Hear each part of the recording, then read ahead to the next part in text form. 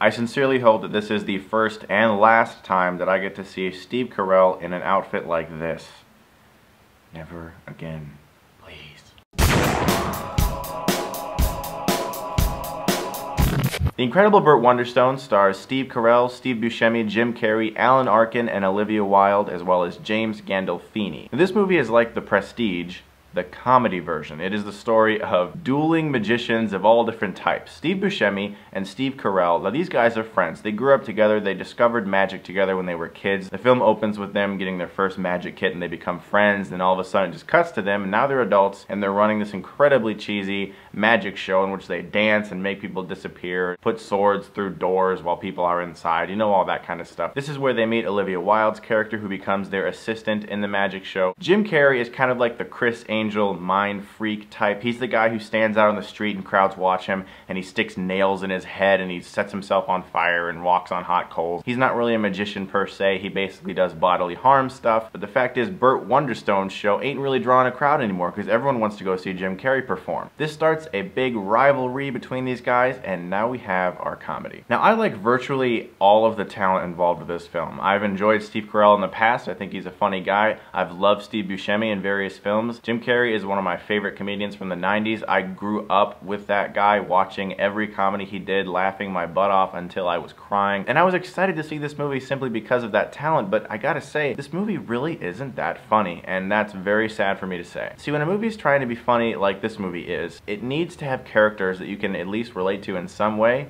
or like. And I think the problem with this movie honestly is the characters. You have to have really likable characters for a comedy to work. And in this movie, Steve Carell's character and Steve Buscemi's character are two of the most unlikable people I've seen in movies so far this year. There's a trend lately in movies where characters are just absolute jerks, like in 21 and Over, and for some reason we're supposed to like these guys and relate to them. And they do the same thing with Steve Carell's character in this movie because it takes forever for you to get any real attachment to him, and I kind of just loathed his character for a large portion of this movie, and I had a hard time laughing at anything he did because it was just kind of like insulting random people. That's worked in the past in some movies, but it just didn't work here. And poor Steve Buscemi has nothing to do in this movie. He is completely outweighed comically by everyone around him, and he just did not fit in with this movie. And I like Steve Buscemi, but like every joke he said just completely failed. It wasn't funny, and he just didn't fit in this movie at all. There was a saving grace for me in this movie though, and that was Jim Carrey. That man is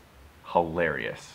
Still. He is great in this movie, and I found myself actually begging for him to come back onto the screen whenever his character was gone, because he is a supporting character in this movie. But whenever he comes on the screen, he's got like this new, wild, crazy stunt. And they're all hilarious because Jim Carrey is actually really funny. And he played a likable, unlikable guy. That was what Steve Carell should have been going for. And I found myself actually rooting for Jim Carrey more often than I did Carell, even though Carrey's technically the villain in this movie. Now, as I said, eventually Carell's character starts to have this persona where I should change and blah blah blah and everything is beautiful sunshine and rainbows. After that happened, you started to kind of like his character more when Alan Arkin's character, who is also good in this film as well, is introduced. He was also the kind of jerk character who's like, leave me alone, I don't want to talk to you and blah blah blah, I'm old now, leave me alone. He was a likable jerk, and that's what this movie had, unfortunately, a lot of problems with.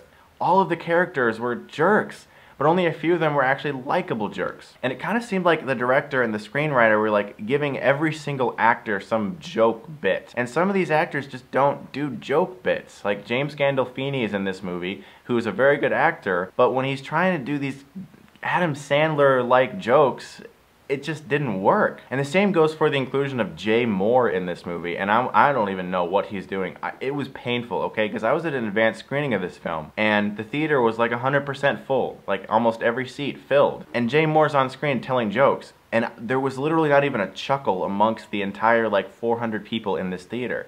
It was kind of sad. So from a comedy standpoint, the film succeeds whenever Carrey's on screen. There are a few jokes that Carell does that are good. I like him. I don't dislike him. It's just his character in this movie was so unlikable. Steve Buscemi, unfortunately, I don't really think he should have been in this movie, to be honest. He just felt completely out of place. Cliches were abundant and the direction of the film felt extremely lazy. Nothing in this movie really felt like it was worthy of the talent involved with it. There are jokes in this movie that are good, there are lines in this movie that are good, and most of them are from Carrey or Arkin. So I would suggest seeing this movie for those two actors alone. Jim Carrey's great, Alan Arkin is great, but everyone else was kind of a letdown, so I'm going to give The Incredible Burt Wonderstone a C. So I'd like to know, what is your favorite Jim Carrey comedy? Because he's done some serious work as well. My favorite comedy of his would probably be Liar Liar. I think that movie is like endlessly hilarious. Almost like every scene is comic gold. Thanks a lot as always for watching, and if you like this, you can click right here and get Stuckmanized.